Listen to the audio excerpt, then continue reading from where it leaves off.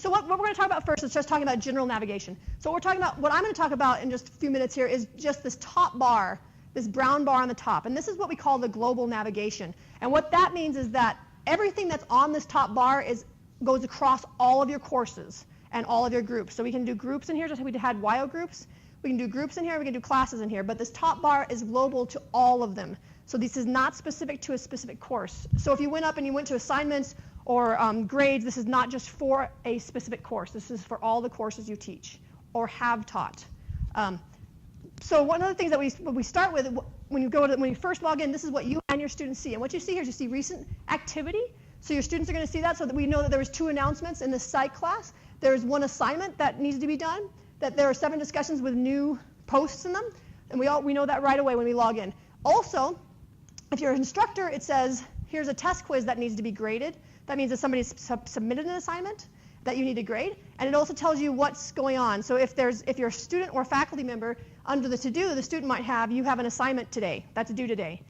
For you, it's saying you need to grade something today. It's giving you that kind of heads up. The coming up tells you things that are coming up on the schedule. So things that are scheduled in the calendar, which Ping is going to talk about, will show up here as coming up later to you and your students. So as soon as you log in, you get all kinds of information. And if I wanted to go to one of these things, if I wanted to grade this test, I can click right on that, and it'll take me straight to that thing to grade right away. So I don't have to kind of wander through my classes. It'll go straight there. So that's the first part of it. Then what we have is we also have up here, you can see we have an inbox. And I'm actually going to go over this a little bit because we have had a lot of questions about it. The inbox is basically it's kind of like an email inbox, but Canvas sees more things than just email is going in here. They actually call this conversations. And so any communication that you have solely with one student, so if you make a comment on an exam or you make a comment on an assignment, it will show up here. And when their responses will show up here. So pretty much any correspondence that you might have with a student within the shell will show up here as well. And for them too. So it has more than just email. I can just treat it as an email though. I can go up here, and if I want to write a new message, I can go in here, I can select, this will give me the option to select the courses that I am currently teaching, so I can just pop into one of those. So if I wanted to send it to boot camp, and you can see that we have a boot camp here, you guys are all in it, but we haven't published it yet, then it would send it to that whole course, or I can actually choose I can choose everybody in here, or I can choose just the teachers if I want. And then I can add this subject. The one thing where it says here, send individual messages, that is where you want to go if you want to send it to the entire class, but you want each student to have just an individualized message instead of the whole everybody going to everything. So you want to make sure you click that. And then you can also add attachments, and these colors are a little off, which we're going to have to deal with again. You can add attachments if you need to from here, and you can also make an audio or video recording right here as well to send. So it's pretty straightforward. You can also go through, and if you just say new, and you can actually start typing your course in there if you want to send it to people as well. I was going to type in my course, but I think I'm logged in as Cody, so it won't work. And so that's pretty straightforward as far as that goes. And then once again, you are able to view things by just saying, I want to see all the courses, or I only want to see the boot camp messages, or I only want to see these messages, or whatever. I can also decide if I want to see the unread ones, the starred ones, the sent ones archived. I can delete them, or I can just archive them and put them away. So this is a really great way. I know a lot of faculty have gone back and have sent messages to themselves all the time so that they can have a record of this, but you can actually, it'll all stay within here. Whatever you send from within here will stay within here, and it keeps it as an archive. Also, okay, so that's quickly the inbox. We also have settings, which is also a very important piece of the pie. And what this allows us to do is actually go in and upload a picture. And if you're teaching an online class, we highly encourage this.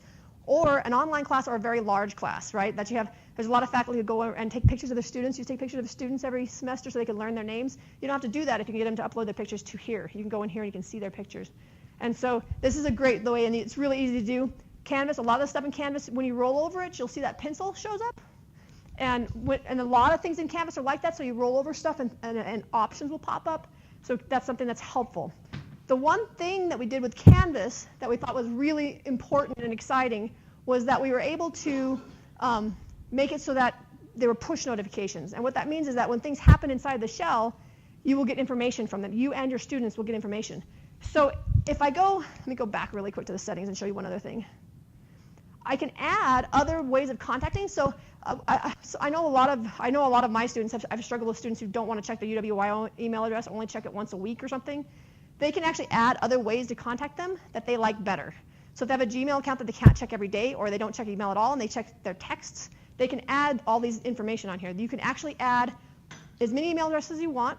You can also add cell phones, so you get texts. You can add Facebook. You can add Twitter. So these are things if they're like, I'm totally on Twitter all the time, and if I want a message, I'm going to do it on Twitter, then they can add that as on Twitter.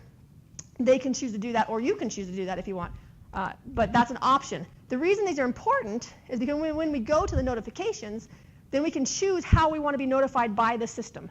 So what this means is that when there's a due date, right here, it's this first thing, when there's a due date, I want to get that information however I want to get that information. If I had more options here, this is just the one email address, but if I had a bunch of other options, I could choose the option and how often I wanted it. So Cody's saying he wants to get the due dates weekly, but he wants to get an announcement ASAP. And so it's going to go to his email address as soon as possible.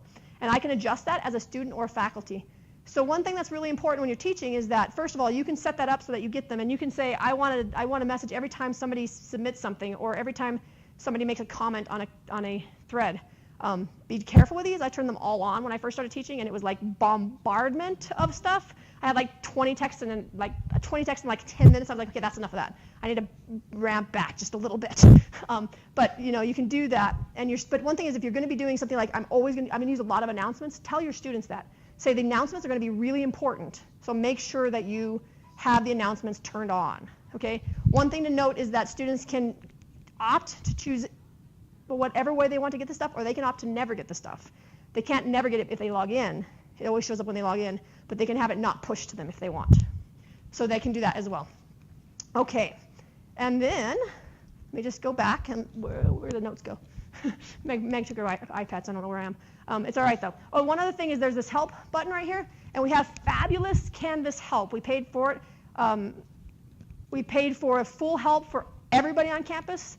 So what that means is that at any moment you can call the Canvas support line and get help, and you can also do a live chat. The live chat is really great. You never have to wait. It's awesome. That's my best way. And then you can also do things like just search the guides to find something that you might want to know about, and or ask the community, because there's a huge community of Canvas users that put in extra fixes that Canvas doesn't do.